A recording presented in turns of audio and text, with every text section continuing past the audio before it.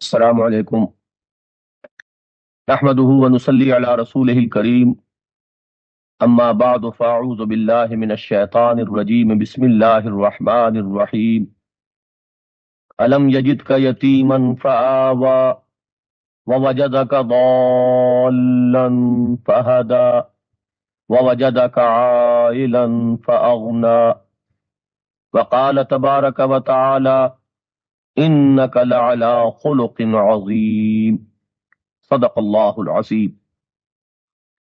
انبیاء اور رسل کے عمومی مقصد بعثت اور تاریخ نبوت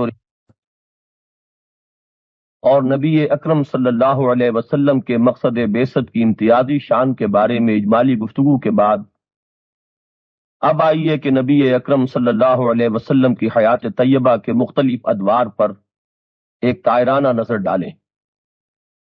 اس ضمن میں سب سے پہلے آپ کی حیات طیبہ کا وہ دور جو پیدائش سے لے کر آغاز وحی تک ہے، اس کے بارے میں واقعہ یہ ہے کہ ہمارے پاس مستند اور مصدقہ معلومات بہت کم۔ البتہ اس ضمن میں اگر قرآن مجید کی طرف رجوع کیا جائے اور سورہ والضحیٰ کی 3 آیات کو اپنے ذہن میں عنوانات کے طور پر تجویز کر لیا جائے تو حیات طیبہ قبل از آغاز وحی کے بارے میں بہت سی باتیں جو مصدقہ معلومات کی بنیاد پر ہمارے پاس ہیں، وہ ان 3 عنوانات کے ذیل میں بڑی خوبی کے ساتھ انہیں کی شرح و تفسیر کی حیثیت سے فٹ ہو جائیں گے۔ جہاں تک آپ کی ولادت باسعادت کے تاریخ کا تعلق ہے، محتاط ترین اندازوں کے مطابق آپ 9 ربیع الاول عام الفیل کو پیدا ہوئے، جو انگریزی تقویم کے حساب سے اغلباً 20 اپریل سن 571 عیسوی کے مطابق ہے۔ آپ کی حیات طیبہ کا ابتدائی دور الم یجد کا یتیما فآویٰ کی مکمل تفسیر ہے۔ آپ اس دنیا میں تشریف لائے تو اس حال میں کہ والد ماجد عبداللہ کا انتقال آپ کی ولادت باسعادت سے قبل ہی ہو چکا تھا۔ 6 سال تک والدہ ماجدہ کے سایہ عاطفت میں پرورش پانے کے بعد اللہ تعالی نے ان کا سایہ بھی آپ کے سر سے اٹھا لیا۔ نتیجتاً آپ اپنے دادا عبد المطلب کے زیر کفالت اور زیر تربیت آئے، لیکن 2 ہی سال بعد یتیمی کا ایک اور داغ آپ کو دیکھنا پڑا اور انتہائی محبت اور شفقت کرنے والے دادا کی شفقت و محبت کا سایہ بھی آپ کے سر سے اٹھا لیا گیا۔ اس کے بعد کچھ عرصے آپ اپنے بڑے تایا زبیر بن عبد المطلب کے زیر کفالت رہے اور پھر اپنے دوسرے تایا ابو طالب کی زیر سرپرستی آپ نے اس حیات دنیاوی کی ابتدائی منزلیں طے کی۔ آپ نے ابتدائی دور میں شبانی کا وہ فریضہ بھی سر انجام دیا ہے جو غالباً تمام انبیاء اور رسل کا ایک مشترک وصف رہا ہے، جس کے بارے میں علامہ اقبال نے نہایت خوبصورتی سے کہا کہ اگر کوئی شعیب آئے میسر شبانی سے کلیمی 2 قدم، آپ نے گلہ بانی کی ہے۔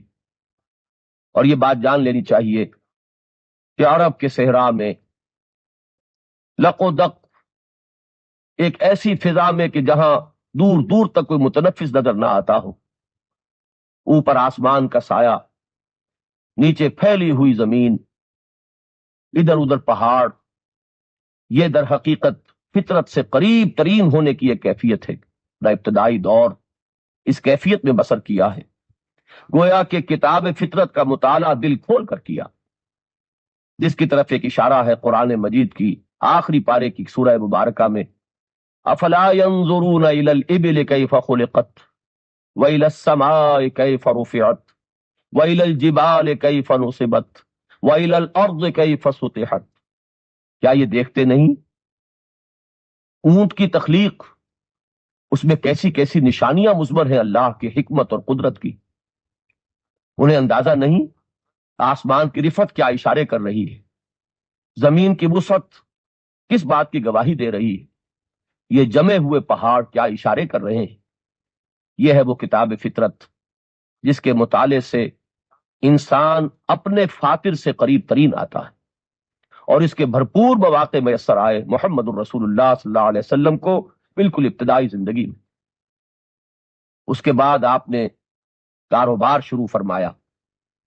یہ بات واضح رہنی چاہیے کہ نبی اکرم صلی اللہ علیہ وسلم نے کسی خانقاہ میں تربیت حاصل نہیں کی، کسی گوشے میں بیٹھ کر کوئی نفسیاتی ریاضتیں کر کے تزکیہ نفس نہیں کیا۔ آپ زندگی کی عین مجدھار میں رہیں، آپ نے بھرپور زندگی بسر کی ہے، آپ نے اپنے وقت کی اعلیٰ ترین سطح پر کاروبار کیا ہے، اور اس کاروبار میں آپ کے اخلاق، آپ کی سیرت و کردار کا لوہا ہے جو لوگوں نے تسلیم کیا ہے۔ آپ کو الصادق اور الامین کا خطاب آپ کے معاشرے نے دیا، تو یہ ایسے ہی نہیں بلکہ یہ تجربات تھے۔ حضور کی سیرت مطہرہ اور آپ کے کردار کا لوہا لوگوں نے واقعتاً مانا ہے تو اپنے تجربات کی بنیاد پر۔ چنانچہ سنن ابی داؤد میں حضرت عبداللہ ابن ابی الحمصہ اپنا ایک واقعہ بیان کرتے ہیں۔ وہ کہتے ہیں کہ آغاز وحی سے قبل کسی کاروباری معاملے میں میری اور محمد صلی اللہ علیہ وسلم کی کچھ گفتگو ہو رہی تھی۔ اچانک مجھے کوئی کام یاد آیا اور میں حضور سے اجازت لے کر چلا گیا کہ آپ ذرا انتظار فرمائیں، میں ابھی آیا۔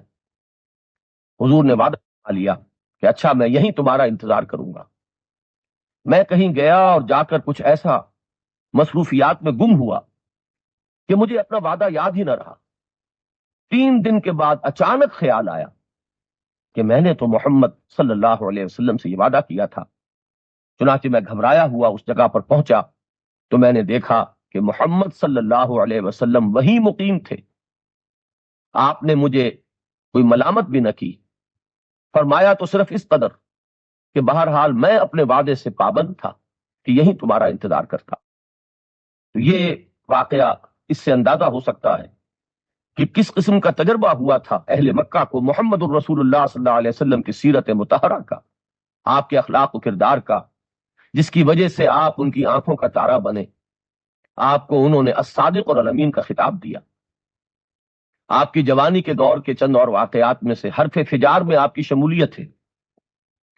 آپ کے تایا زبیر بن عبد المطلب بنی ہاشم کے علمبردار تھے، اور آپ بھی ان کے پہلو بپہلو اس جنگ میں شریک ہوئے، اس لیے کہ قریش اس جنگ میں حق پر تھے۔ اگرچہ اس کی صراحت ملتی ہے کہ حضور نے کسی کا خون نہیں بہایا، اس لیے کہ صرف قومی اور خاندانی معاملات کے لیے کسی انسانی جان کا لینا یہ محمد الرسول اللہ صلی اللہ علیہ وسلم کے شایان شان نہ تھا۔ اس جنگ کے بعد قریش کے کچھ نوجوانوں نے ایک عہد کیا جسے حلف الفضول کے نام سے یاد کیا جاتا ہے۔ انہوں نے باہمی معاہدہ کیا کہ وہ ظالم کی مخالفت کریں گے، مظلوم کی حمایت کریں گے، اور حق اور صداقت کے راستے کی تلقین کریں گے۔ حضور صلی اللہ علیہ وسلم بھی اس میں شریک ہوئے، اور آپ بعد میں یہ فرمایا کرتے تھے کہ آج بھی اگر اس قسم کے کسی معاہدے کی طرف مجھے دعوت دی جائے تو میں اس پہ لبیک کہوں گا۔ خانہ کعبہ کی تعمیر کے موقع پر بھی آپ کے تدبر اور فراست اس کا ایک بہت ہی نادر نمونہ سامنے آیا۔ الغرض یہ جو آپ کی زندگی کا دور ہے، اسی میں ہمیں وہ مظہر نظر آتے ہیں جن کی طرف اشارہ کرتا ہے قرآن مجید سورہ نون یا سورہ قلم میں کہ انک لعلی خلق عظیم، اے محمد صلی اللہ علیہ وسلم آپ اخلاق حسنہ کی بلندیوں پر فائز ہیں۔